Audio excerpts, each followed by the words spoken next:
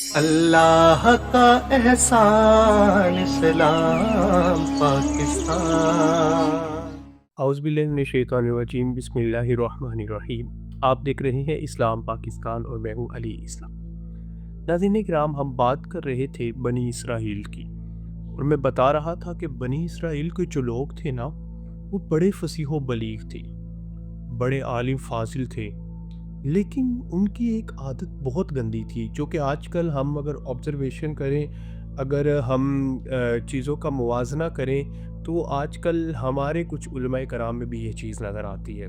وہ کیا تھی کہ وہ چند ٹکوں کے عوض نہ، چند پیسوں کے عوض وہ کیا کرتے تھے کہ اپنی جو کتاب ان پہ نازل کی گئی تھی نا، اس میں جو چیزیں لکھی گئی تھی ان کو بدل دیتے تھے، یعنی جس چیز میں ان کو لگتا تھا کہ اس میں ہمارا نقصان ہے، اس چیز کو کوئی نہ کوئی شک ایڈ کر کے یا انہی چیزوں کو نکال کر ان کی جگہ کچھ اور چیزیں ایڈ کر دیتے تھے، اور انہوں نے اپنی روزی روٹی، اپنا دھندا چلایا ہوا تھا۔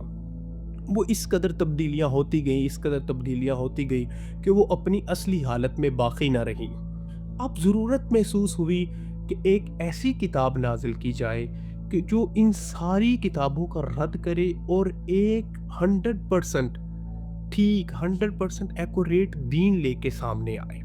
تو اللہ رب العزت نے قرآن مجید فرقان حمید کا انتخاب کیا، اور اللہ رب العزت نے قرآن مجید فرقان حمید کو اتارا۔ اور اب بنی اسرائیل والے جانتے تھے، کیونکہ انہوں نے اپنی کتابوں میں پڑھا تھا، عالم تھے، فاضل تھے، انہوں نے اپنی کتابوں میں پڑھا تھا کہ جو آخری نبی آئے گا اس کی آمد کی یہ نشانیاں ہوں گی، اور وہ جو کتاب لائے گا وہ سچی کتاب ہوگی۔ وہ سارا کچھ پڑھ چکے تھے، اور انہوں نے چند ٹکوں کے عوض اپنی اس میں تبدیلیاں بھی کی تھیں۔ اب کیا ہوا کہ اب بنی اسرائیل کے جو عالم تھے وہ ایمان ہی نہیں لا رہے قرآن پاک پہ، قرآن پاک کو جھٹلا دیا انہوں نے کہا یہ سچی کتاب ہے ہی نہیں۔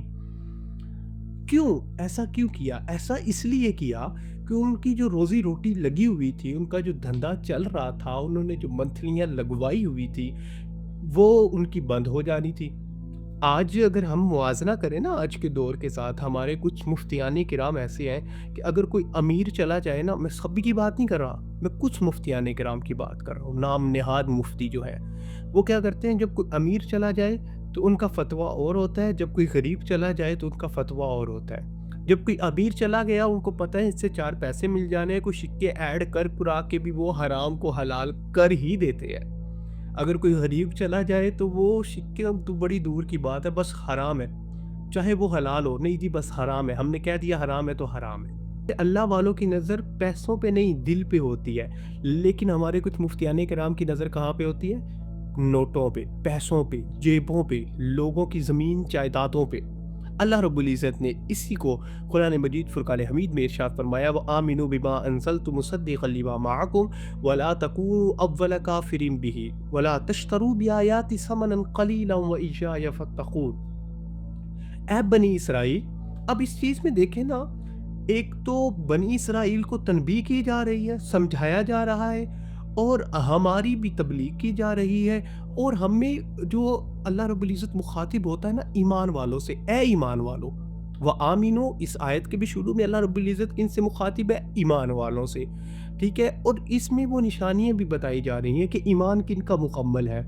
اب سب سے پہلی نشانی کیا ہے؟ سب سے پہلی چیز کیا ہے کہ اس پہ ایمان لاؤ، پھر ایمان میں داخل ہو جاؤ گے، پھر آگے اس کی فردر جو ٹائپس ہے، کن کن چیزوں پہ ایمان لانا ہے، وہ اگلی آیات میں آ رہا ہے، تو وہ بھی انشاءاللہ میں بتاتا چلا جاؤں گا۔ سب سے پہلا کیا ہے؟ اللہ رب العزت نے ارشاد فرمایا کہ قرآن پاک پہ ایمان لاؤ، جو تصدیق کرتی ہے، جو صداقت ہے، جو ٹھیک ہے، جو سچی کتاب ہے، اس پہ ایمان لاؤ، اور چند ٹکوں کے عوض نہ، چند پیسوں کے عوض میرے دین کو نہ بیچو، میری آیتوں کو نہ بیچو، میرے سے ڈرو۔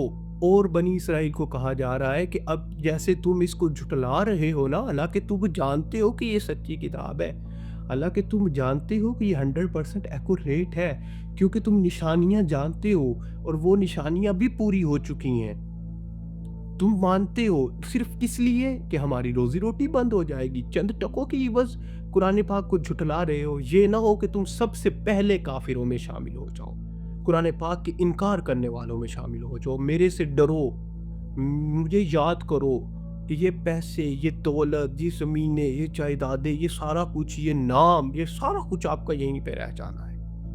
اینڈ پہ کیا ہوگا؟ وہی منو مٹی تلے دبا کے گھر والے چلے جائیں گے۔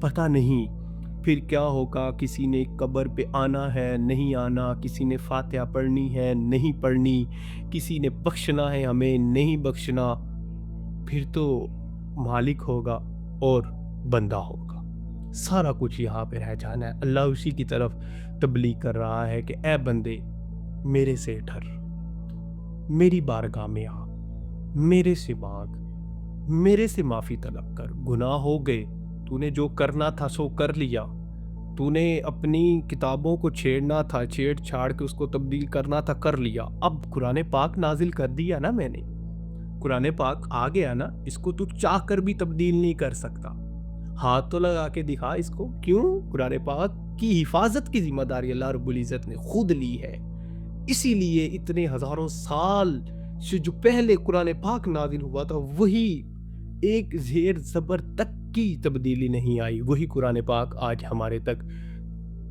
بہت آسان انداز میں موجود ہے، اور ہم اس کو پڑھ کر اپنی زبانوں کو پاک کرتے ہیں، اپنے سینوں کو کھولتے ہیں۔ تو اللہ رب العزت نے کہا کہ سب سے پہلے ایمان میں داخل ہونے کے لیے آپ کو قرآن پاک کو ماننا پڑے گا، صرف قرآن پاک کو نہیں ماننا پڑے گا، قرآن پاک کی بھی ماننی پڑے گی، جو جو چیزیں اس میں لکھی گئی ہیں اس پر ایمان لانا پڑے گا۔ دعا ہے اللہ کریم ہمیں صحیح معنوں کے ساتھ ایمان میں داخل ہونے کی توفیق عطا فرمائے، اللہ کریم ہمیں قرآن کو سمجھنے کی اور اس پر عمل کرنے کی توفیق عطا فرمائے۔ اپنی دعاؤں میں یاد رکھیے گا، اپنا بہت سارا خیال رکھیے گا۔ السلام علیکم ورحمۃ اللہ وبرکاتہ۔